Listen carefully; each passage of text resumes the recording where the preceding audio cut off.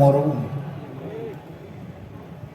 এটা যখন মরুভূমি হয়ে গিয়েছে, তখন উপর থেকে যখন ঢলের পানি আসে, তখন আর নদীতে থাকে না, দুই কুল উপচে পড়ে, দুই কুল ভাসিয়ে সব কিছুকে তছনছ করে দেয়।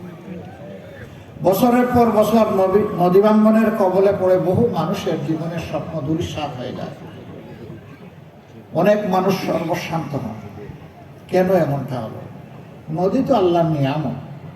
বিশ্বের যেখানে গিয়েছি নদীগুলার কত যত্ন নেয় তারা, কুলের সন্তানের মতো যত্ন।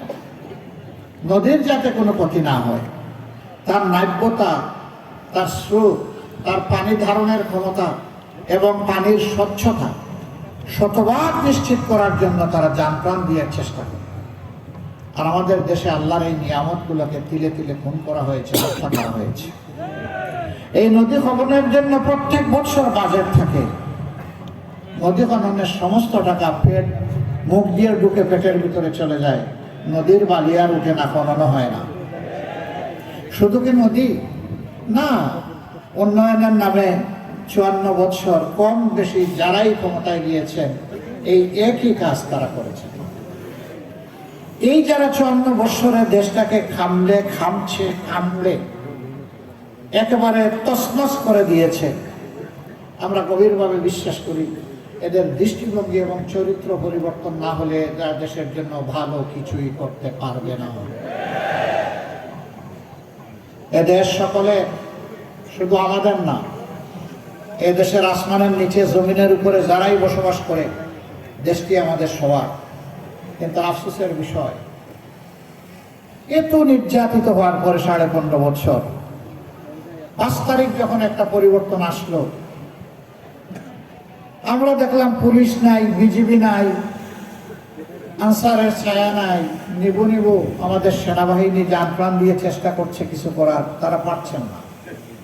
তাদের পাশে মজবুত হয়ে আমরা দাঁড়িয়ে গেলাম। এ দেশ আমাদের দেশ। এত মজলুম একটা সংগঠন, নেতৃবৃন্দকে খুন করা হলো, ফাঁসি দেওয়া হলো, দফায় দফায় জেলে পুরা হলো, অফিস বন্ধ করে রাখা হলো, গোয়ার বাড়ি বুলডোজার দিয়ে ঘুরিয়ে দেওয়া হলো, আমাদের নিবন্ধন কেড়ে নেওয়া হলো। শেষ পর্যন্ত বেদিশা সরকার আমাদেরকে বেহুশ হয়ে নিষিদ্ধ ঘোষণা করলো। এরপরে আর হুঁশ ফিরে পায়নি। ওই বেহুশ অবস্থায় দেশ ছেড়ে তারা চলে গেছে। কিন্তু আমরা কি সিদ্ধান্ত নিলাম? আমরা আগস্টের 5 তারিখ রাত্রেই ঘোষণা দিলাম যে আমরা কারো উপর থেকে প্রতিশোধ নেব না। আপনারা বলুন, আমরা কি প্রতিশোধ নিয়েছি কারো উপর? আমরা বলেছিলাম অন্যায়ভাবে কাউকে মামলার আসামি করা হবে না। আমরা অন্যায়ভাবে একটা মানুষকেও মামলার আসামি করি নাই। বাংলাদেশে হাজার হাজার মামলা আমরা দায়ের করি নাই। খুব অল্প সংখ্যক, আমাদের 8টা মামলায় আসামি মাত্র 1 জন করে। কারণ আমরা দ্বিতীয় ব্যক্তি দায়ী খুঁজে পাইনি, আমরা দ্বিতীয় জনকে দিব কিভাবে? কিন্তু সে জায়গায় কেউ কেউ মামলা করেছেন মনের সমস্ত মাধুরী মিশিয়ে, শত শত মানুষকে মামলার আসামি করেছে।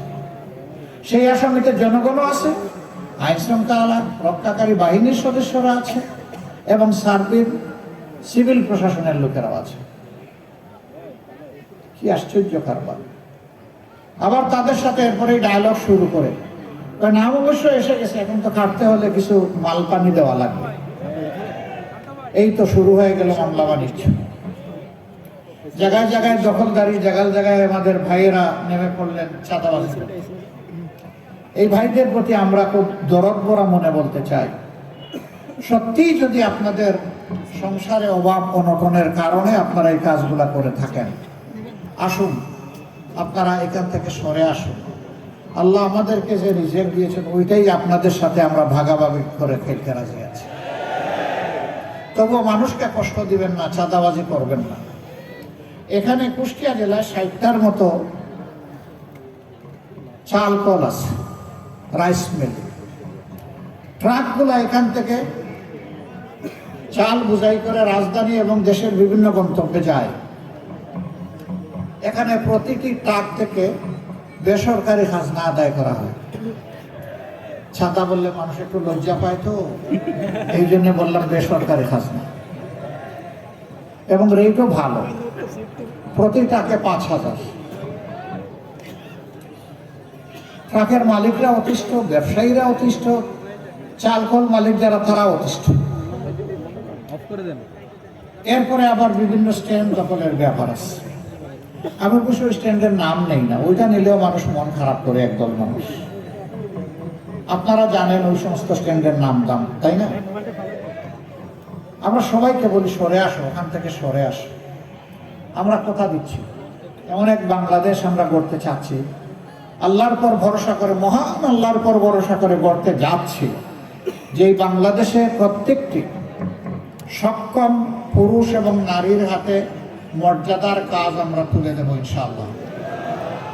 বিশেষ করে যুবক যুবতীদের হাতে, তাদের এই যৌবনের শক্তি দিয়ে তারা যেন দেশকে দারুণভাবে গড়তে পারে, এগিয়ে নিয়ে যেতে পারে। এবং তোমাদের হাতেও আমরা কাজ তুলে দেবো, যারা এই সমস্ত কর্মকাণ্ডে লিপ্ত আছো। সেদিন সম্মানের সাথে তোমরা বসবাস করবা। এখন তো তোমরা অপমানজনকভাবে এই সমাজে বসবাস করবে, মানুষ তোমাদেরকে ঘৃণা করে, মানুষ তোমাদেরকে অভিশাপ দেয়। সেই ঘৃণা এবং অভিশাপ থেকে ভাইয়েরা তোমরা সেদিন মুক্তি পেয়ে যাবা। আমরা সারা জাতির সমস্ত মানুষগুলোর মুক্তির চিন্তা করি। আমরা নিজেরা খাওয়ার জন্য রাজনীতি করি না, এবং দলীয় কর্মীদের পেট ভরানোর জন্য আমরা রাজনীতি করি না।